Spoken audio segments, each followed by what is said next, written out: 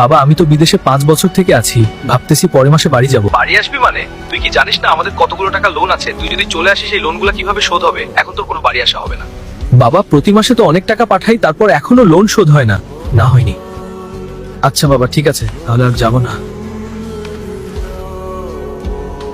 কিরে ম্যানেজারের কাছে শুনলাম তুই নাকি পরের মাসে বাসা যাবি? আর বাসায় যাওয়া প্রতি মাসে 3 লাখ করে টাকা পাঠাই, তারপরেও বলে এখনো নাকি লোন শোধ হয়নি। আচ্ছা তোর বাবাকে ফোন দে, ফোনে বলবো তুই আর বেঁচে নেই, তারপর দেখি তোর বাবা তোকে বেশি ভালোবাসে না টাকাকে। অ্যাঙ্কেল আপনার ছেলে তো আর বেঁচে নেই, উপরে কাজ করার সময় একটা দুর্ঘটনার কারণে সে মারা যায়। এখন কোম্পানি থেকে বলতেছে 5 লাখ টাকার ক্ষতিপূরণ দিবে, আর লাশ আপনাদের টাকায় নিয়ে যাইতে হবে। বাবা তুমি টাকাটা পাঠাই দেওয়ার ব্যবস্থা করে দাও, আর লাশ আমাদের লাগবে না, তোমার লাশ ওইখানে কবর দিও। কান্না করিস না, দাঁড়া এখন তোর মাকে ফোন দিয়ে দেখি কি বলে।